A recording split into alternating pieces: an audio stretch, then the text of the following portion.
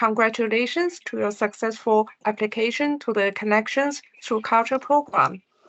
Today, I'm very glad to have this opportunity to meet you. And also, I'm very glad to have my colleague Feng An from the safeguarding team to join us today. Feng An, would you like to say hello to? Hello, everyone. It's Phương Anh there. Thank you, Feng An. So safety and security is our priority. We expect you to work with us to create a safe environment for children and adults when they are in touch with us. Feng An will be taking us through the British Council safeguarding policy and practices in detail. Before I hand it over to Feng An, just a couple of points for the housekeeping.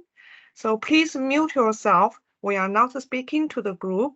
During the presentation, if you have any questions, please feel free to put them in the chat box, and we will be dealing these questions in the question and answer session. During the question and answer, if you have any questions, please use the raise hand function to allow us to call on you, and then unmute your microphone to ask your question. Thank you for your cooperation.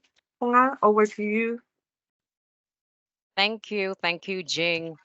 Okay, so hello, everyone. Welcome to our safeguarding briefing today.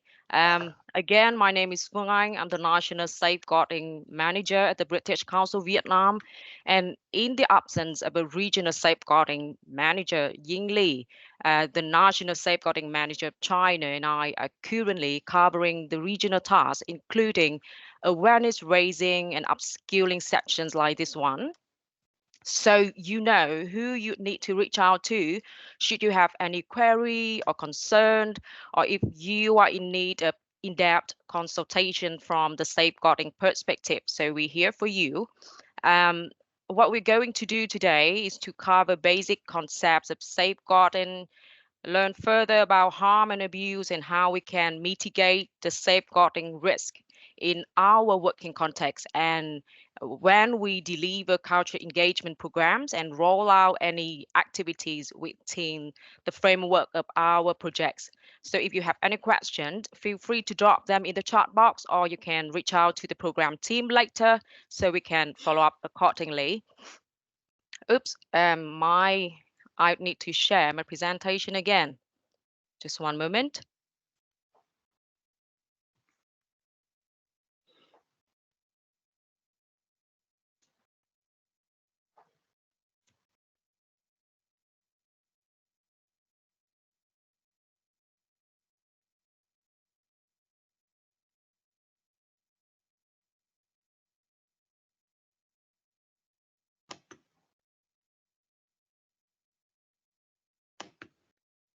Can you see my screen now? Okay, thank you. Well, Okay. maybe you want to do the slideshow, the full screen slideshow.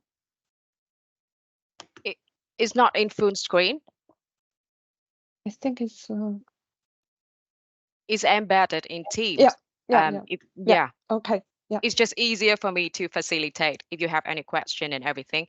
I believe that the slides will be shared with people after this meeting, right? Okay. Yes, Thank we you. will.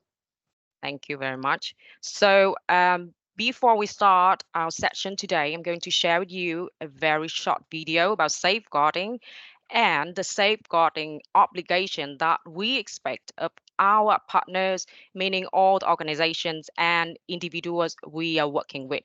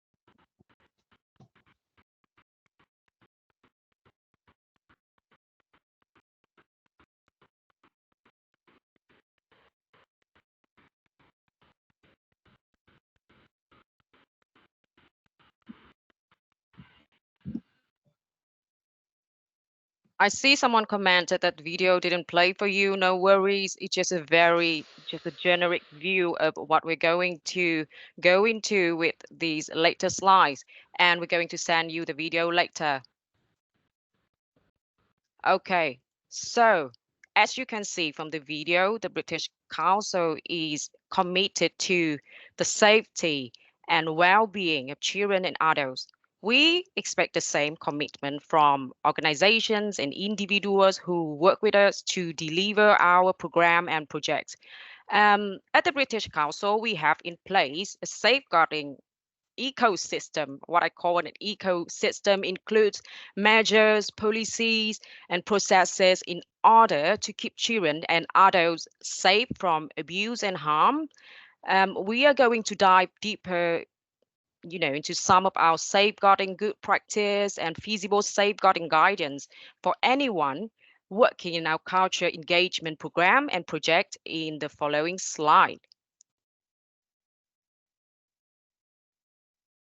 First of all, the organization we work with should have a safeguarding policy and a code of conduct to show what they will do to protect children or adults from abuse and harm, and also to support anyone who raised a safeguarding concern.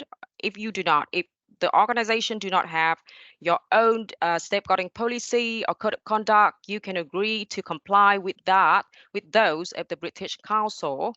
If you already had one, that's perfect. If not, you might even question what safeguarding is and how can you start working on a safeguarding policy.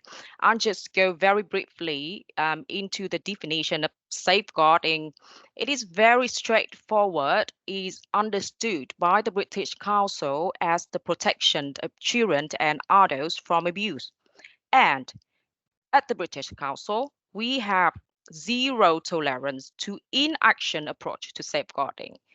That means that we have to do everything we can and make all necessary efforts to address safeguarding concern and stay compliant with the policy. However, safeguarding doesn't mean preventing accidents or guaranteeing, let's say, fire safety. People quite oftenly confuse these two concepts, but they are not the same. Accidents and fire safety or security or and all the lies, they fall under the scope of work of the health and safety policy and not the safeguarding. So please be reminded of the difference. um, a safeguarding policy is defined as a set of procedures developed to protect children and adults from abuse and harm. And it typically includes the following elements. First of all, commitment. It's a clear organizational statement to protect children and adults from abuse. It includes definition of terms, which means explanation of what constitutes abuse or neglect, and identification of the groups such as children or adults that are covered under the policy. We also have the procedures, which are the instructions on how to recognize, how to report, how to respond to safeguarding concern, the roles and responsibilities of staff and non-staff members, their responsibility for safeguarding. We normally have a part for upskilling and awareness raising, which means regular upskilling or awareness raising activities to educate staff and stakeholders about the importance of safeguarding and reporting abuse. These sessions are exactly one of the example of upskilling and awareness raising activity that can be included in the policy. And finally, monitoring and review, which are procedures for periodically reviewing and updating the safeguarding policy to comply with any changes in law, in regulations, or any good practices. Furthermore, at the British Council, we also have a full guidance on key elements of a good safeguarding policy for partners. So if you're planning to develop or support the development of the safeguarding policy of a partner, please do let us know so we can share with you this document. you can always refer to the safeguarding policy of the British Council, maybe to comply with it or maybe to learn something from it to adapt to your own policy. So I believe that before 2018 at the British Council, we used to have two separate documents, a child protection policy and an adults at risk policy in place. But we now have amalgamated these two into one document, that is the safeguarding policy, to reflect our increased understanding of harm and abuse, and also the need to provide preventive and overarching support to children and increasingly adults. Please be noted that all the definitions of safeguarding that guide our work are taken from, statutory guidances from the UK government. Of course, we have so many countries and different working contexts where we are operating our business worldwide. So we would need to consider local laws and operating conditions as well. However, there are principles that we consider global. For example, this one you can see here, a minor or a child is understood as any person under 18. Different countries and regions might have different laws on age threshold. It can be 16 or it can be 21, but here we work in line with the United Nations Convention on the Rights of the Child, and we stick with the number 18. Secondly, when we talk about adults that we need to support, we often think about vulnerable adults or adults at risk. So who are they? They can be anyone age 18 or over who identify themselves as unable to take care of themselves or protect themselves against significant harm, exploitation, or neglect. Or they can be understood to be at risk, which might be due to their homelessness, their mental or physical health problems, their learning or physical impairment, or maybe they are impacted by disaster or conflicts like war or political conflicts. So these are vulnerable adults. And of course, it's our responsibility to support them. However, there's a fact that an adult um, who not be recognized as vulnerable in their normal context, such as an able-bodied person with no personal vulnerabilities, can become vulnerable when working or when coming into contact with the British Council or with our partners. So that's why we would need to include all adults in our scope of work. Okay, so we've been talking about, abuse and harm is a repeating phrase, but what exactly is abuse? Abuse can be understood as behavior or treatment that result in the actual risk of harm to a person. Basically, it can be seen as a process that results in harm. It, abuse it can occur when a child or an adult is mistreated, violated, neglected, exploited, or harmed. Abuse can result from action, of course, or inaction of institutions, organizations, and communities. Abuse can also be the result of action by children towards other children, and not just like from adults against children. It's also children against children, such as bullying, and it can take place physically or virtually. For example, someone using digital devices, including computers, mobile phones, or electronic recording devices.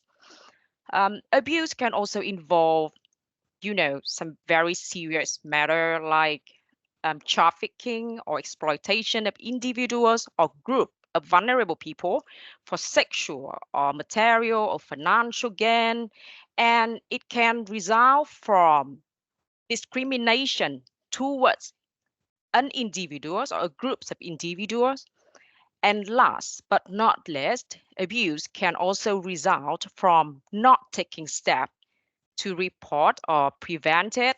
And that's why we're having the session today to remind people to report when you recognize abuse.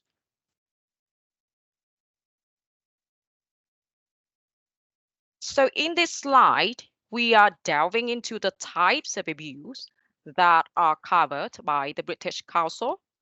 The first of all is sheer.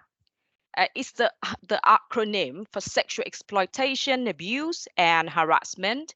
And at the British Council, we also have a separate sheer policy under the framework of the safeguarding policy, and we'll share that with you later. The second one is neglect, which means refusing a child or an adult at risk access to very basic needs in life. It can be education or shelter or clothing, food, supervision, or healthcare. And there's also the concept of self neglect, which is a form of abuse when a vulnerable adult live in a way that puts his or her or their health, safety, or well-being at risk. So it neglect and self-neglect. We also have emotional or psychological abuse, which means deliberately subjecting a person to behavior that may result in psychological trauma like depression, anxiety, or PTSD. We also have exploitation, which can be physical or can be sexual, which means the deliberate grooming of a child or adults for purposes of maybe physical labor or sexual gratification or for trafficking. We also have digital abuse, which is no longer unfamiliar to us nowadays. It's when someone using digital platforms for grooming, for bullying, for harassing, sexual exploitation, or very oftenly for blackmailing purposes. Or maybe sometimes it can be exposing a child or a person to pornographic material. And finally, we also need to talk about localized forms of abuse. These are faith or ritual based abuse, such as, FGM, female genital mutilation, or child marriage, or corporal punishment, domestic servitude, or enslavement. And some of these forms actually can be widely recognized in East Asia, such as, let's say, corporal punishment, which is one of the most common safeguarding concern that we, the safeguarding team, need to deal with. So I do believe that it's very critical to understand and keep in mind these types of abuse in case you might, recognize any red flags about somebody, or you might suspect that somebody is being abused or might be in need of our support.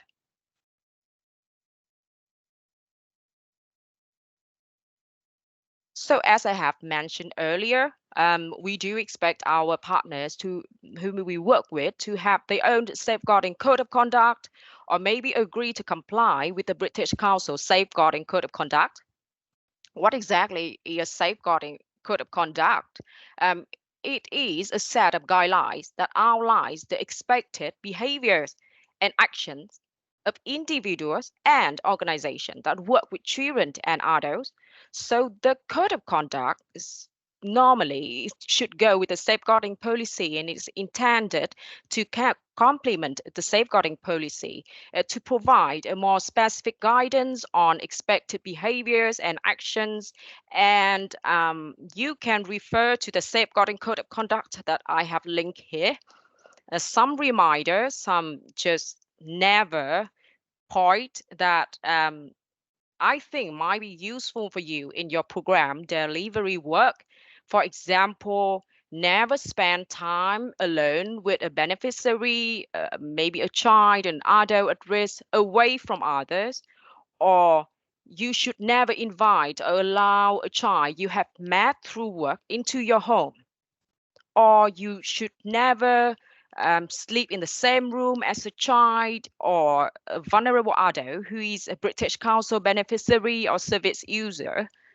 And I think this one is a more common one. Is never to take photos or record or film children or adults participating in our activities without obtaining prior consent.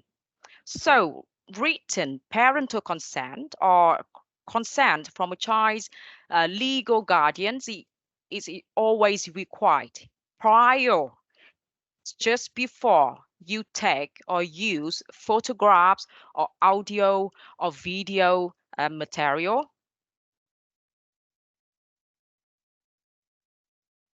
Okay, we have gone through the policy, the code of conduct, the definition of abuse and types of abuse.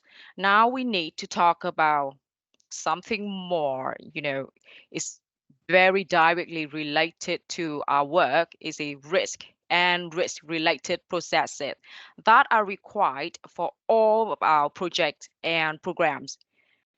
First of all, risk assessment. This is a very critical process.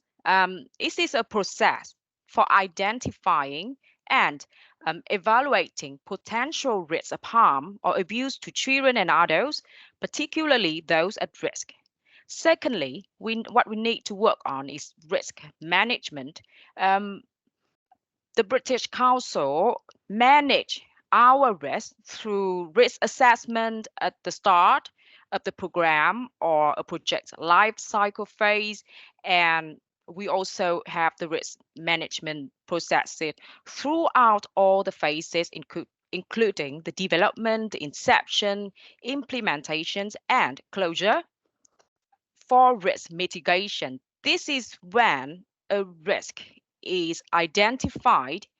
Control measures are put in place to lower or to prevent the risk from occurring, and the risk can be regularly monitored to ensure that our mitigation measures work.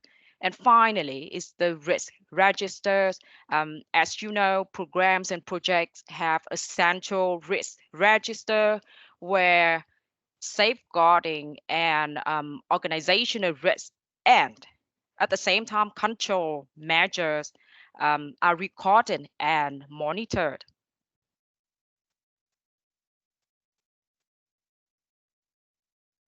Okay, so another expectation from you know the British Council would be we expect the organizations and individuals we work with to safely recruit staff and volunteers by conducting appropriate background checks to ensure they do not have a history of abusing children or adults.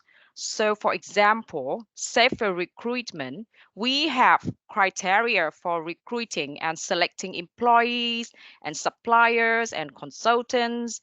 And these criteria include relevant safeguarding experience, qualifications, and suitability to work with children and adults at risk. Um, and please remember that employer references and appropriate background checks must be undertaken prior to employing any individual. Besides safer recruitment criteria, we also have due diligence checks to ensure safe screening. So, due diligence checks are also carried out when selecting individuals or organizations we work with by conducting appropriate background checks to ensure they do not have any historical or current record of abuse or exploitation, which will hinder their selection to work with the British Council. And I believe that these are that's something that a demand within the British Council, but also the best practices that we definitely want to share with the partners that we work with.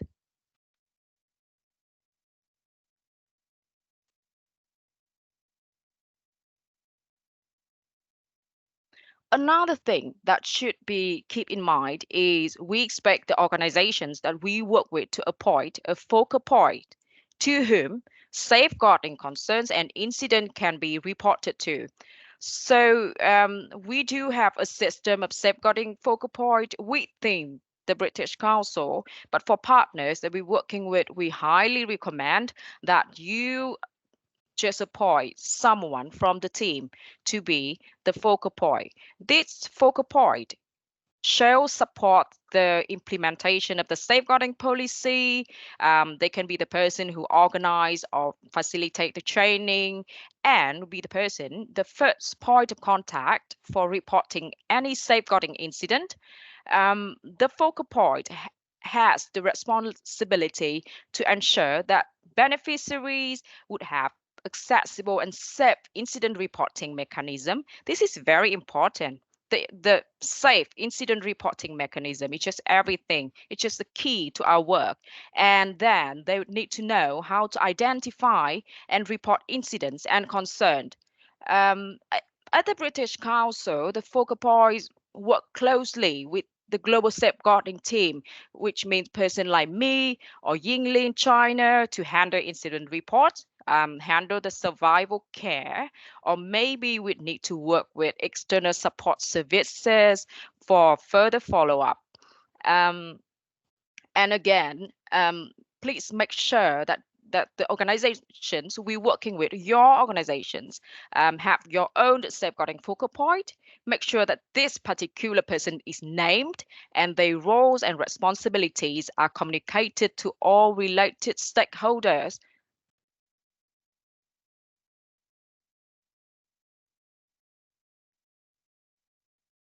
Okay, so I think we already have the system, right? We have the safeguarding focal point, and now we come to the action, which is reporting. Why is it critical to report concern and incident? I believe that in East Asia, sometimes we can just tend to work internally instead of reporting a problem to someone. We tend to work within a team or within a community, but this can actually bring more harm. So, first of all, we need to report to prevent and reduce the risk of harm.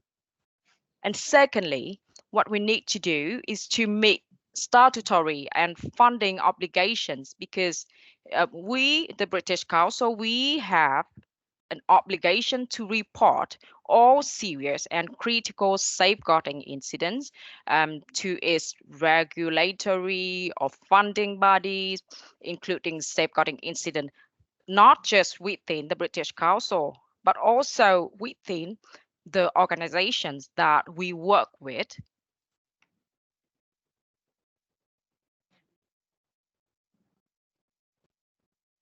Okay, so now you know why you should report, but how can you report? We have listed here 3 channels that can be applicable for your reporting. First of all, please report to a focal point. Incidents and concerns should be promptly reported to the designated program or project focal point. In this case, in the case of connection through culture, we recommend that the first contact would be the project manager of the relevant British Council East Asia country arts team. Or you can totally reach out directly to me or Ying Li, the national safeguarding managers of Vietnam and China. And secondly, you can directly report to the British Council using our website. Just under the safeguarding policy sections, there's a report function for all external stakeholders, and you totally can get access to that. And finally, you or anyone can report through SafeCall. Why do we have SafeCall? Actually, SafeCall is not just for reporting safeguarding concern. If for anything, it may be for fraud, or if you have any problem with the system that you are very much unhappy with, you can use SafeCall. And the good thing about SafeCall is you can use it when you or maybe someone else feels unsafe to report using the first two options, you can totally want to report a safeguarding manager or a safeguarding focal point for some reason. And you cannot go to them because you are reporting them. Where you should go is maybe the British Council website or SafeCall. SafeCall can keep you anonymous. So, and furthermore, a very good thing is that SafeCall provides a website and a separate hotline for reporting with many languages, and also interpretation service if a person makes a call. So this is to ensure that a person who cannot speak or write in English can also report directly to our system. So please take note of these reporting channels. But for generic problems, make sure that you can go to the project managers, who is the contact point of the art teams where you're working with.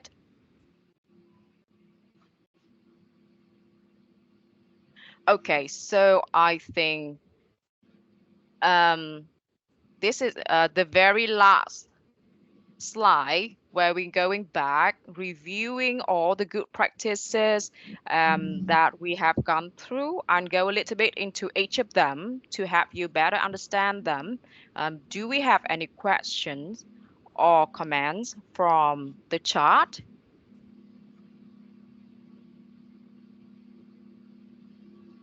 Okay, it's mostly about the downloading and the sharing of the safeguarding policy and code of conduct, which will be shared with you later. Okay, so here we go with the good practice. Let's just review everything that we have gone through today together. Here are some key principles to consider when implementing safeguarding in your organizations. First of all, you need to develop or implement a robust safeguarding policy and safeguarding code of conduct. If you do not have, if your organizations or the organization you're working with doesn't have one pack of safeguarding policy, they can always agree to comply with that one of the British Council by signing the British Council safeguarding, maybe the contract, or if you are an individual consultant, a contractor, a supplier, there's a self-declaration form, there's a safeguarding declaration form that you can sign on.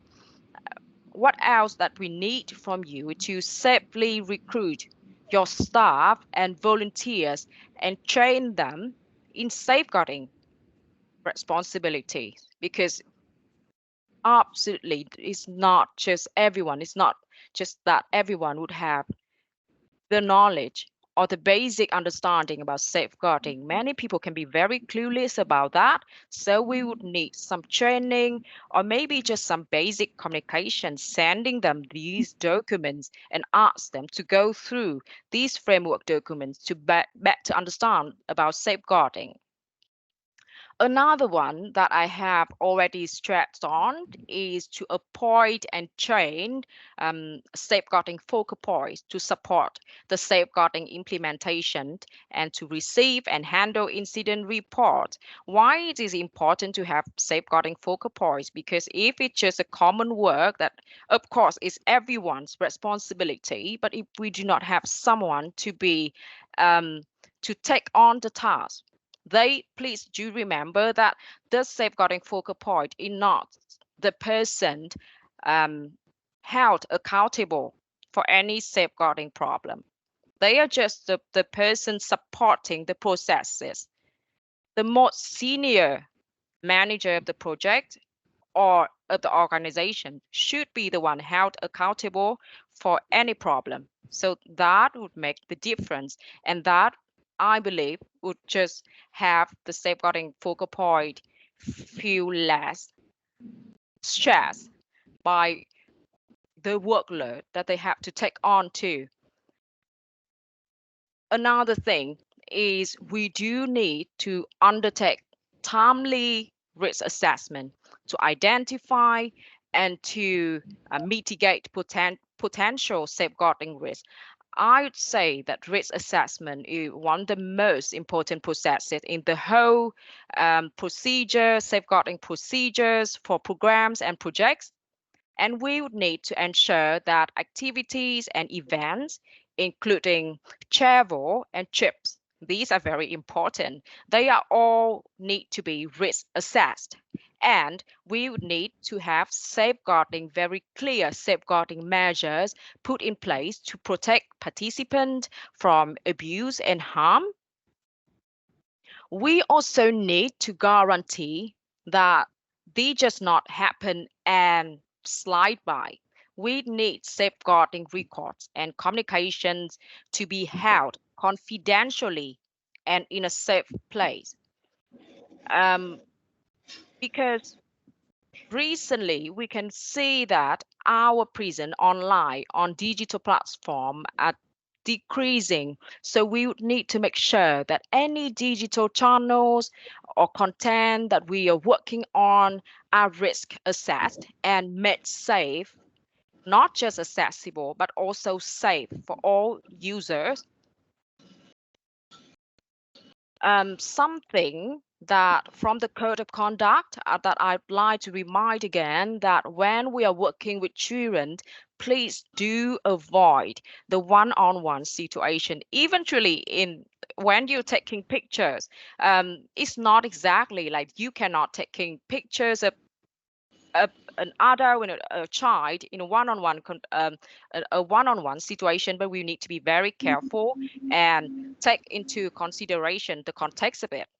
So please ensure that when we work with children, we would have at least two adults member of staff, and preferably a male or a female, or two females. I would not say that the risks are greater with male, but um, it's our recommendation when we work with children.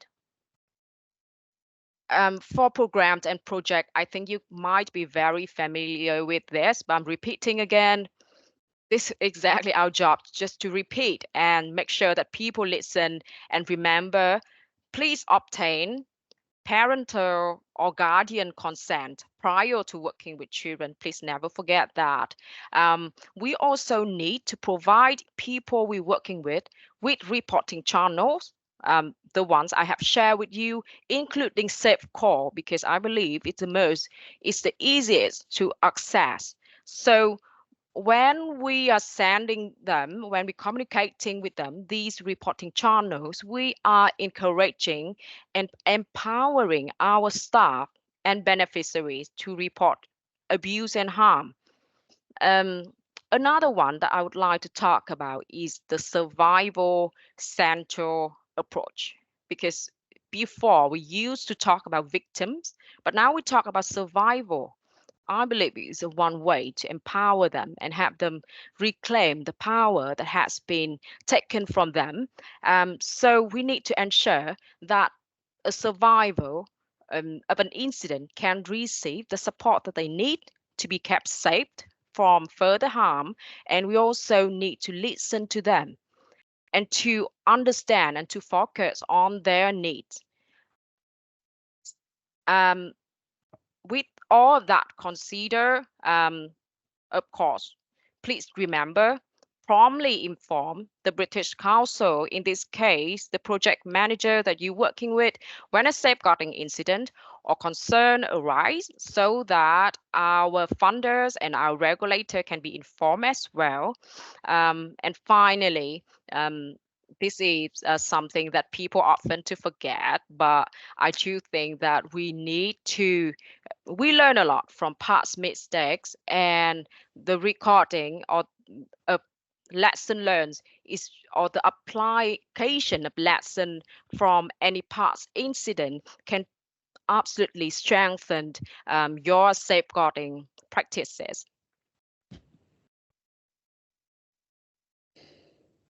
Okay, so if you are further interested, we have here some links to global safeguarding resource and support for your, maybe your research or for your reference.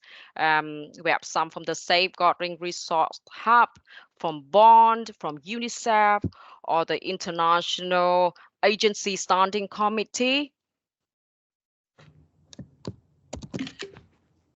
And on this slide, we have more resources for UK-based organizations from the UK government, just frameworks for safeguarding children, or from the FCDO, the Charity Commission, and the likes. And these will be shared with you later. Okay, so I think that's the end of our safeguarding briefing today. We still have 15 minutes, so if you have any question, please drop a message in the chat or turn on your mic. Thank you. I believe that I've seen some question here, so please allow me to check them. I think there are a couple of questions already, so if you can handle them one by one. Okay, thank you.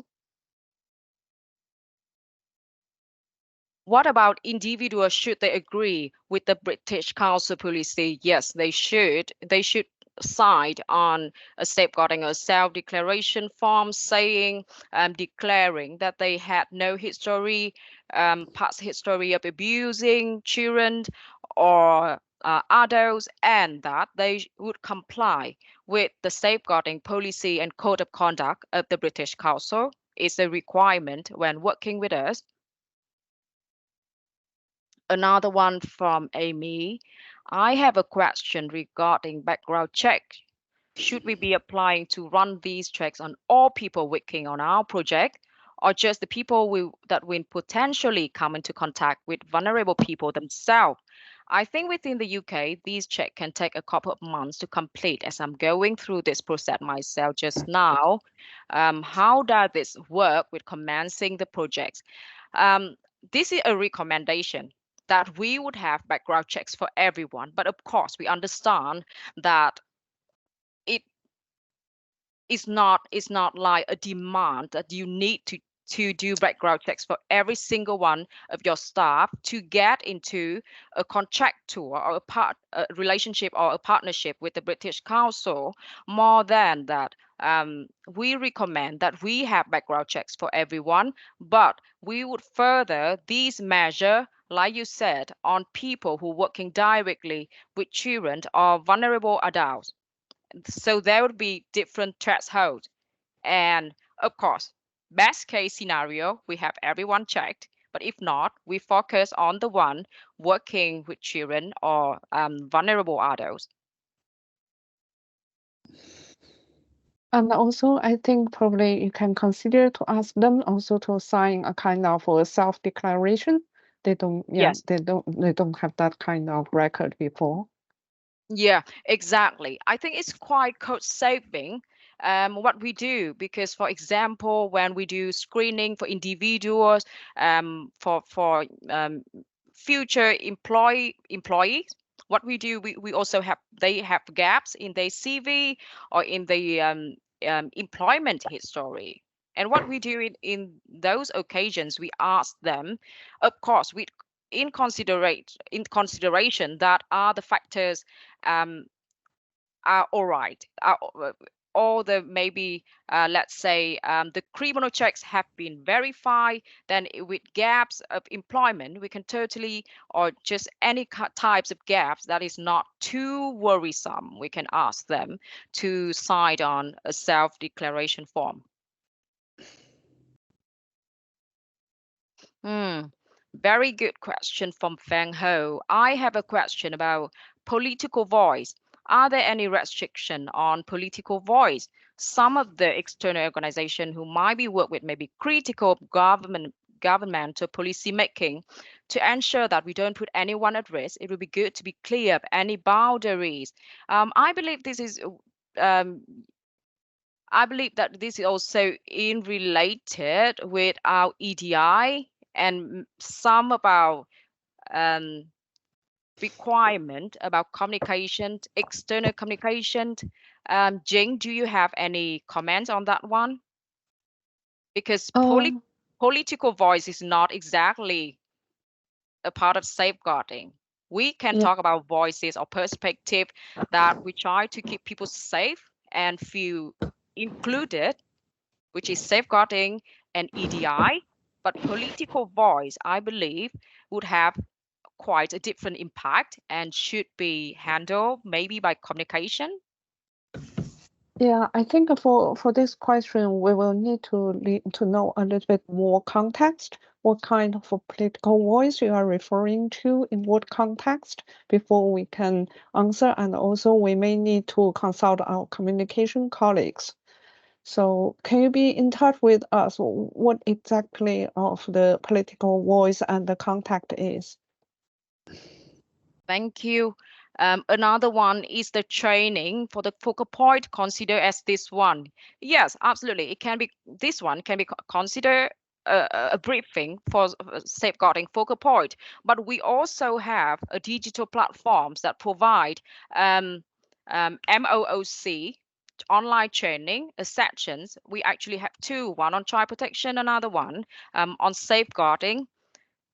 Even though we now only have a safeguarding policy, we still have these two separate trainings. So if you want to get access to those trainings or have other personnel or people working in the projects to get access to these training, please just email us with I'm share with Nijing a form later. So you need to put on the name, the department, where the person's from, the email, and then we'll send that to the global safeguarding team and then provide you with a card to get access to these training courses. Okay, my emails. Here is the contact of Ying Li from China and me, Phương Anh from Vietnam. You can reach out to us anytime that you have a question or maybe any concern, or if you want to report directly to us, it's fine too. So please save our contact just in case.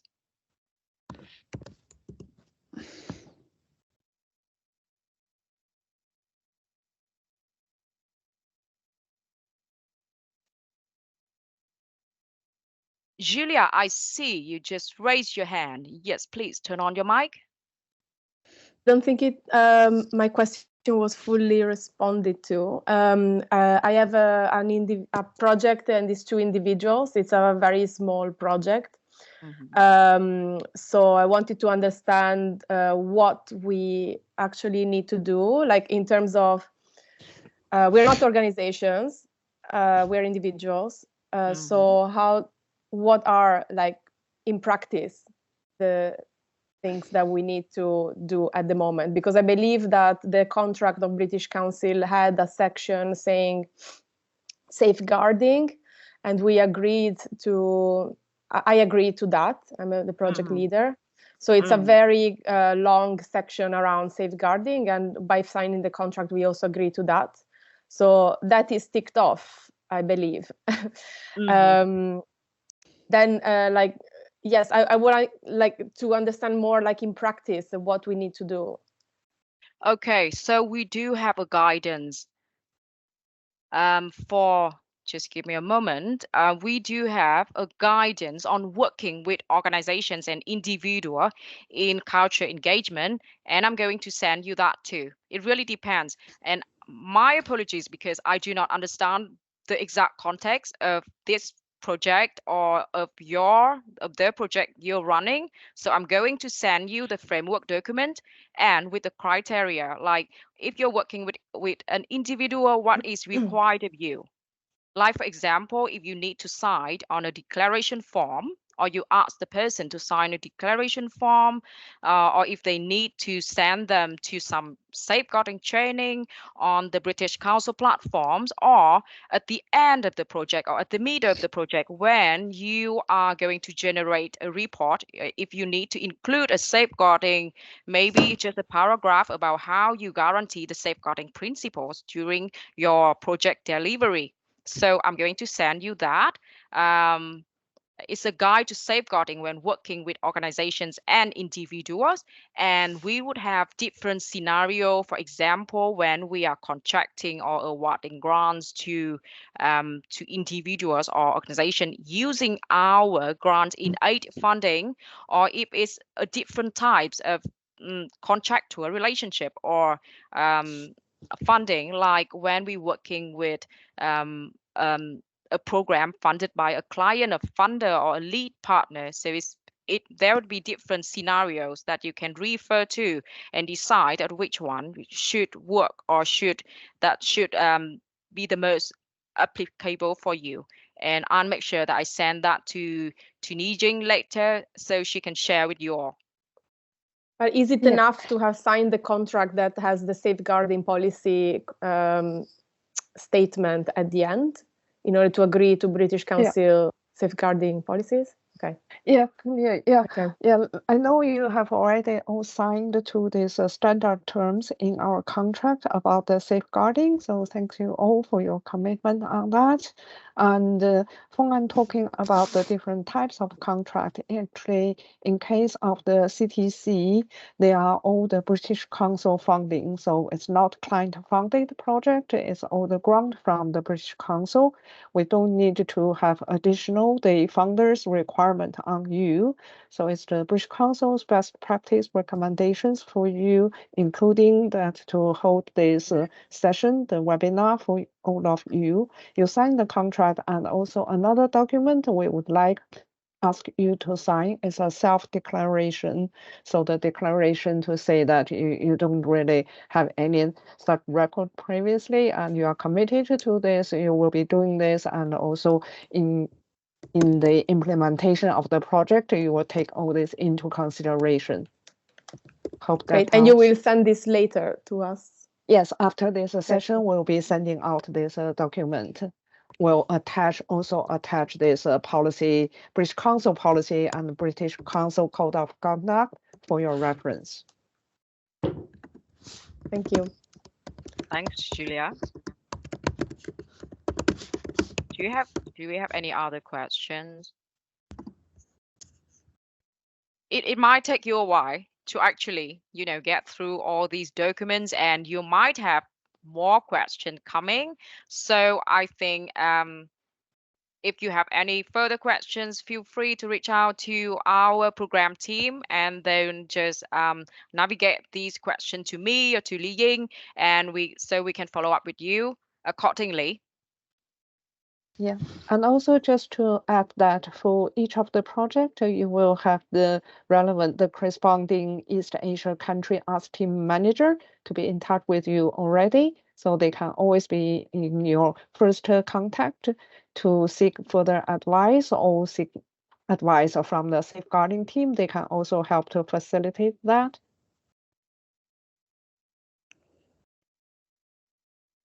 And also this webinar recording will be shared after this session. We will be sending the documents and the recording, everything to the lead partner's email account so that they can further share within the team.